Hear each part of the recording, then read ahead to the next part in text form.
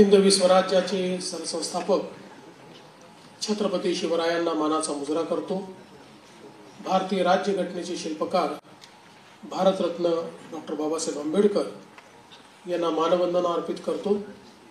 आजच्या या अतिशय चांगल्या कार्यक्रमामध्ये मंचावर उपस्थित असलेले मंत्रिमंडळातील माझे सहकारी श्री संजय राठोडजी, श्री इंद्रनील नाईकजी, विभागाचे सचिव श्री गणेश पाटील, आयुक्त श्री प्रकाश खपले, या ठिकाणी उपस्थित असलेले विभागातील सर्व अधिकारी आणि नव्याने या मृदू जलसंधारण विभागाच्या परिवारामध्ये सामील होणारे सर्व आमचे जलसंधारण अधिकारी भगिनी आणि बंधूंनो, आज ही अतिशय आनंदाची गोष्ट आहे की आपल्या या मृदू जलसंधारण विभागामध्ये हा जो एक मोठा परिवार आहे याच्यामध्ये 601 नवीन अधिकारी सामील होत आहेत। मी सर्वप्रथम आपल्या सर्वांचं मनपूर्वक या ठिकाणी स्वागत करतो, अभिनंदन करतो। याचा उल्लेख या ठिकाणी झाला 2022 मध्ये आम्ही हा निर्णय केला की राज्यामध्ये 75,000 रिक्त पदांवर आपण भरती प्रक्रिया राबवायची आणि ही सगळी भरती प्रक्रिया पारदर्शी पद्धतीने राबवण्याकरता आम्ही TCS आणि IBPS अशा 2 नामांकित संस्थांची नेमणूक केली। परीक्षा पारदर्शी पद्धतीने झाल्या पाहिजेत याकरता अनेक नियम आपण तयार केले आणि त्यातून या सगळ्या परीक्षा आपण घेणं सुरू केलं। मला सांगताना आनंद वाटतो की जवळपास 60 लाख लोकांच्या परीक्षा विविध पदांकरता आपण घेतल्या, पण कुठेही पेपर फुटीची घटना झाली नाही। एखाद्या ठिकाणी कोणी जर गैरप्रकार करण्याचा प्रयत्न केला तर त्याच्यावर आपण कायदेशीर कारवाई केली, परीक्षा रद्द केली आणि नव्याने परीक्षा घेतली। त्यामुळे देशामध्ये महाराष्ट्र एकमेव राज्य असं आहे की ज्या राज्याने जवळपास 60 लाख तरुणांना पारदर्शी पद्धतीनं शासकीय नोकऱ्यांकरता त्या ठिकाणी परीक्षा देण्याची संधी उपलब्ध करून दिली आणि आपण 75,000 ठरवलं होतं, पण आता हळूहळू सगळे आपण ज्यावेळेस नियुक्ती पत्र देऊ त्यावेळी 1.5 लाख नियुक्त्या या महाराष्ट्र सरकारच्या वतीनं या ठिकाणी होत आहेत। एक प्रकारे हा देखील एक रेकॉर्ड आहे कुठल्याही राज्यामध्ये इतक्या मोठ्या प्रमाणात नियुक्त्या होणं। विशेषतः मृदू जलसंधारण विभाग जो आहे या संदर्भात आपल्याला इतिहास या ठिकाणी सांगितलेला आहे। कशा प्रकारे माननीय सुधाकरराव नाईक साहेबांनी या ठिकाणी मृदू जलसंधारणाचं एक महामंडळ या ठिकाणी तयार केलं आणि त्या माध्यमातून त्याचं कार्य चाललं होतं। 2014ला ज्यावेळेस मी मुख्यमंत्री झालो आणि महाराष्ट्रातल्या दुष्काळावर आपण उपाययोजना केली पाहिजे आणि म्हणून महाराष्ट्राचा जो काही आमचा अभ्यास होता त्याच्या आधारावर आपल्या हे लक्षात आलं की महाराष्ट्राचं 52% क्षेत्र हे अवर्षण प्रवण आहे।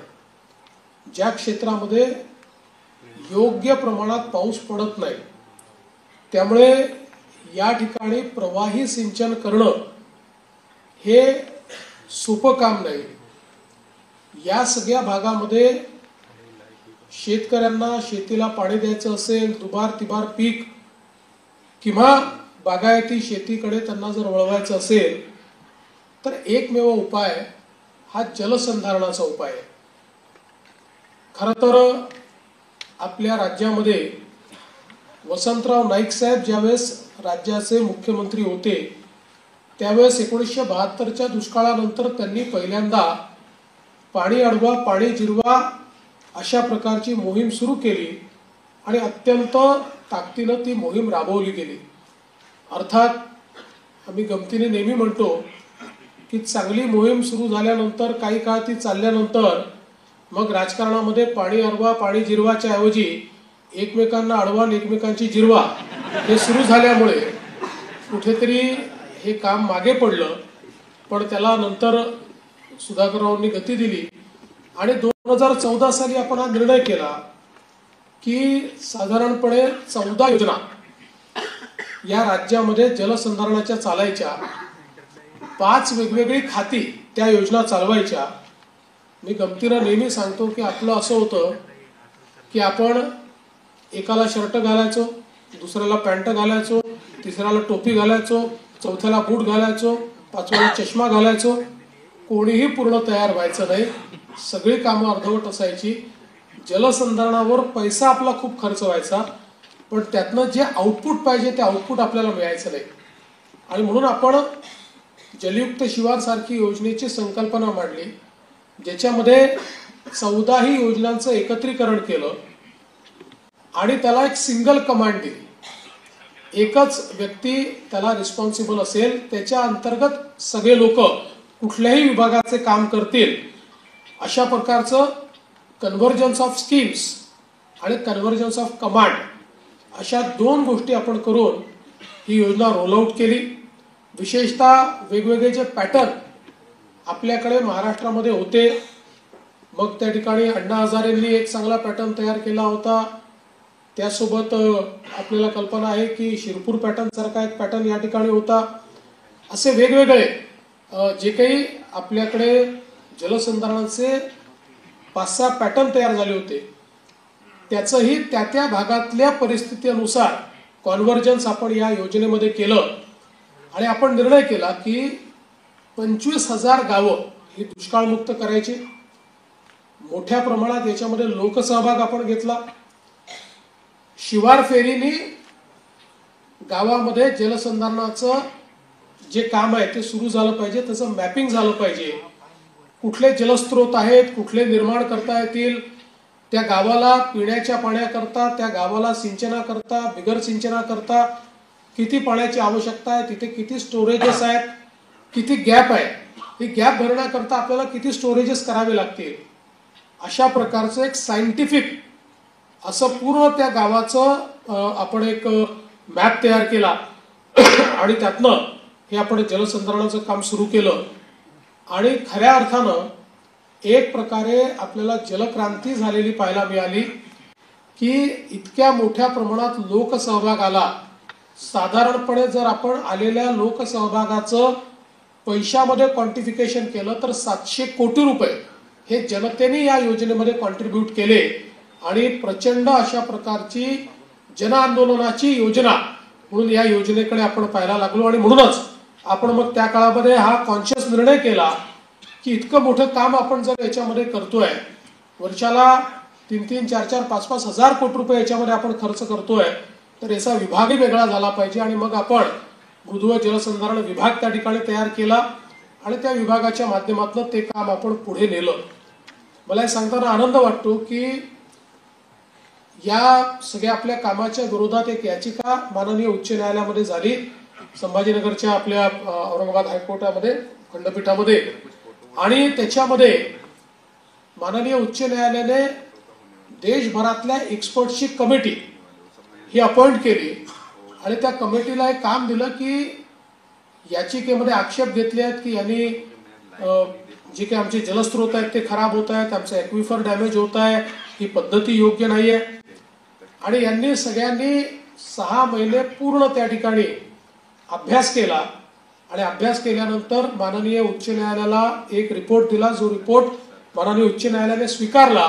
आणि त्या रिपोर्टमध्ये त्यांनी सांगितलं की अतिशय सायंटिफिक पद्धतीनं महाराष्ट्रामध्ये जलसंधारणाचं काम चाललेलं आहे आणि या कामामुळे विशेषतः मराठवाड्यासारख्या दुष्काळी भागामध्ये पाणी पातळी वाढलेली आहे, त्यामुळे हे काम असंच कंटिन्यू केलं पाहिजे, अशा प्रकारचा रिपोर्ट हा माननीय उच्च न्यायालयाच्या माध्यमातून स्वीकारला गेला. दुसरी या संदर्भातली पावती आपल्याला मिळाली की ज्यावेळी 2020 साली केंद्र सरकारने 2019 सालचा एक रिपोर्ट प्रकाशित केला, ज्या रिपोर्टमध्ये मागील 3 वर्षामध्ये त्याच्या आधीच्या देशभरातल्या सगळ्या राज्यांचा आढावा घेऊन पाणी पातळीच्या संदर्भातली परिस्थिती काय असा त्यांनी रिपोर्ट त्या ठिकाणी ज्यावेळेस सादर केला, त्या रिपोर्टमध्ये त्यांनी स्पेशल मेन्शन केलं की देशामध्ये एकमेव महाराष्ट्र असं राज्य आहे की ज्या राज्यामध्ये सर्व विभागांमध्ये पाण्याची पातळी लक्षणीय वाढलेली आहे. इतर सगळ्या राज्यांमध्ये ती पाण्याची पातळी खाली गेली. त्यामुळे जलसंधारणाच्या माध्यमातून इतक्या मोठ्या प्रमाणात आपण काम सुरू केलं आणि त्याचा फायदा काय झाला तर आपल्या इथे खरीपामध्ये तर मोठ्या प्रमाणात पावसावर असलेली शेती असल्यामुळे अवर्षण प्रवण भागात देखील आपण शेती करत होतो. पण जलयुक्त शिवारमुळे आपली जी रबीची पेरणी आहे ही जवळपास 7 ते 8 पटीने त्या ठिकाणी वाढली. बागायती शेती मोठ्या प्रमाणात वाढली. अगदी जो दुष्काळी भाग आहे त्याच्यामध्येही लोकांनी बागायती शेती त्या ठिकाणी केली. एकच उदाहरण सांगतो की जेव्हा दुष्काळ पडला होता महाराष्ट्रात आणि त्यावेळी मी त्याच्यानंतरच्या काळामध्ये लातूर जिल्ह्याच्या एका गावामध्ये गेलो होतो. एक शेतकरी मला आपल्या शेतीमध्ये घेऊन गेला आणि त्यांनी मला हे सांगितलं की माझ्या शेतीमध्ये मी 9 बोर केले, एकाही बोरला पाणी लागलं नाही, पण जलसंधारणाचं काम केलं, आता 9 बोरला माझ्या पाणी आहे. हे जे हा जो चमत्कार आहे पाण्याचा, हा करण्याची क्षमता ही या विभागामध्ये, ही तुमच्यामध्ये आहे. आणि म्हणून महाराष्ट्राला आणि जलसंधारणाचं काम कसं आहे, धरण बांधलं तर 50 वर्षांनी धरणाकडे पाहावं लागतं. जलसंधारणात असं नाहीये. जलसंधारणाचं जे काम आहे हे आपल्याला दर 3 वर्षांनी 4 वर्षांनी पुन्हा ते रिज्युमिनेट करावं लागतं. कारण आपली जी माती आहे, आपलं जे सॉइल आहे, मृदा आहे, ती वाहत असते, ती परत येत असते, ती पुन्हा त्या ठिकाणी सिल्टेशन होत असतं आणि म्हणून हे स्ट्रक्चर्स असतात. आता या सगळ्या स्ट्रक्चर्सचं मॅपिंग हे आपण MRSACच्या माध्यमातून करतो. याला आपण आपल्या गतिशक्ती प्लॅटफॉर्मवर देखील आणतो. त्यामुळे अगदी सायंटिफिक पद्धतीनं आणि कुठल्याही प्रकारचा गैरप्रकार त्याच्यात होणार नाही अशा पद्धतीनं हे काम आपण येत्या काळामध्ये करणार आहोत. आणि म्हणूनच मला असं वाटतं की या महाराष्ट्रामध्ये जो विभाग ट्रान्सफॉर्मेशन घडवतोय, जो विभाग शेतकऱ्याच्या जीवनामध्ये खरं परिवर्तन घडवतोय, अशा विभागामध्ये काम करण्याची संधी तुम्हाला मिळालेली आहे. आणि म्हणून मला विश्वास आहे की या संधीचं तुम्ही सोनं कराल. शासकीय नोकरी करत असताना मला असं वाटतं की आपल्या समोर एक ध्येय नेहमी असलं पाहिजे की शासनाच्या सेवेमध्ये आपण आहोत. लोकशाहीमध्ये शासन म्हणजे काय तर लोकांकरता त्या ठिकाणी शासन करण्याकरता किंवा त्यांच्या ज्या काही सोयी आहेत त्या निर्माण करण्याकरता आपल्याला या ठिकाणी सेवेकरी म्हणून नेमलंय. आपण लोकांचे सेवक आहोत, लोकसेवक आहोत.